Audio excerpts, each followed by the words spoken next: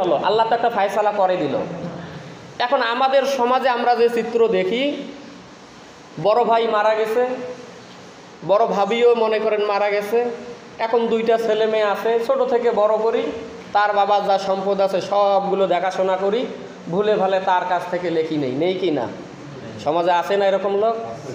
আবার কি করে, ভাই বোন মিলে মনে করেন 10 জন আছে, এখন 10 জনের আমি বড়, আমাকে দিয়ে উদাহরণ দেয়, আমি বড়, ওই বাকি 9 জন আছে, সবগুলো সম্পদ ওই বাবা যখন মারা যায় কাগজ নিয়েছে, বাবা এই একটা সই দাও, যে কি বাবা এটা, বাবা আবার চোখে দেখে না, বাবা কয় প্রেসক্রিপশন জাতীয় ভুলভাল বুঝিয়ে কি করে ওই 9 জনকার সম্পদ সব লিখি নেয়।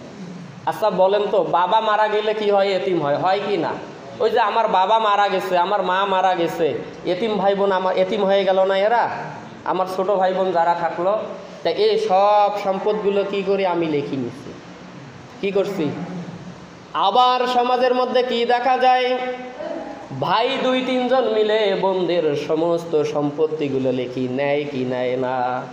এরকম লোক আছে সমাজে? তাহলে চিন্তা করেন, আজকের আলোচনাটা এজন্যই নিয়ে এসেছি, কারণ 15 শ্রেণীর লোক যে জাহান্নামে যাবে, কোশ্চিন কালেও বাইর হয়ে জান্নাতেও যাবে না। আর এখানে এই আয়াত, যে আয়াতে কারিমাটা নিয়ে আলোচনা করতেছি, শেষের শব্দটা হলো সাইর। বলেন কি? সাইর। সাইর হলো একটা জাহান্নামের দরজার নাম। বলেন কিসের নাম? জাহান্নামের দরজা হলো 7টা। কয়টা? 7টা। কারো মনে না থাকলে একটা সূত্র শিখাই দেই, সা লাজা হা হু না। মনে রাখেন, সা লাজা হা হু না। সাতে হলো সাইর সাকার, লাতে হলো লাজা, এরপর হাতে হলো হাবিয়া, হুতে হলো হুতামা, নাতে হলো নার। এই সা লাজা হা হু না, এই 7টা দরজা দিয়ে ওই জাহান্নামীরা আগুনের মধ্যে প্রবেশ করবে। বলেন নাউজুবিল্লাহ।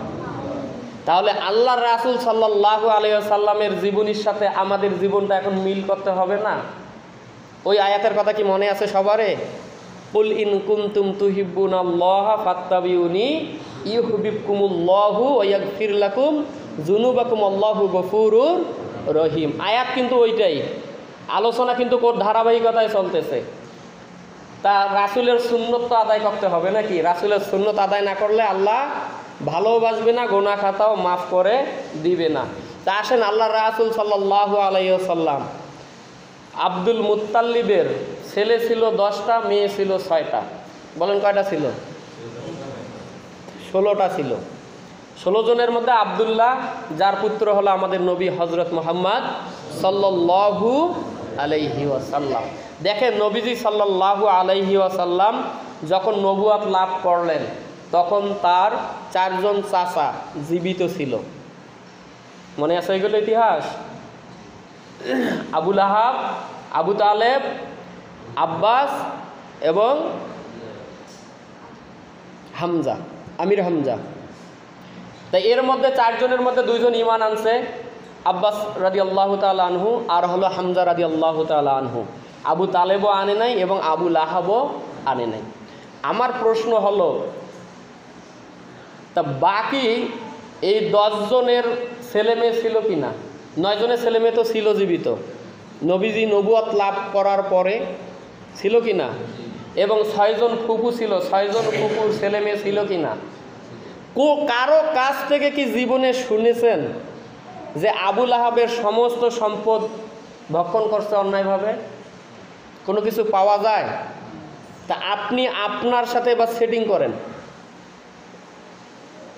নবীজির জীবন, আপনার জীবন, কি সেট করবেন না? সেট না করলে কি সুন্নত আদায় হবে? তা সুন্নত যদি পালন করতে হয়, তাহলে আপনি এই সুন্নতগুলো পালন করেন। 1 বিন্দু সুতা পরিমাণ জিনিস আল্লাহর নবী সাল্লাল্লাহু আলাইহি ওয়াসাল্লাম অন্যায়ভাবে এতিমের ভক্ষণ করে নাই। শুধু এতিম না, সারা জনগোষ্ঠী যারা ছিল কারো সম্পদ অন্যায়ভাবে ভক্ষণ করে নাই। ইনি হলেন বিশ্ব নবী হযরত মুহাম্মদ সাল্লাল্লাহু আলাইহি ওয়াসাল্লাম। তা আপনি আমি যদি রাসূলের সুন্নত আদায় করতে চাই, তাই এই আমলটা বাদ দিয়ে কি সুন্নত পরিপূর্ণতা লাভ করবে? আদায় হবে? যদি অন্যায় কিছু করে থাকি আল্লাহর ওয়াস্তে, যার সম্পদ যদি ভুলে নিয়ে থাকি, এতদিন হয়তো এভাবে আমাদের কেউ বোঝে নাই, আমাদের সামনে কেউ আলোচনাও করে নাই, আজকে আমি স্পষ্টভাবে আপনাদেরকে বলে দিচ্ছি, যদি ভুলে ভালে এসে থাকে তাহলে যার সম্পদ আছে তাকে ফিরায় দেন, যদি ওই কঠিন জাহান্নামের আগুন থেকে বাঁচতে চাই। কি জাহান্নামের আগুন বুঝছি তো, দুনিয়ার আগুনই তো সহ্য করতে পারি না, আবার জাহান্নামের আগুন, কঠিন ভয়াবহ অবস্থা হবে সেদিন।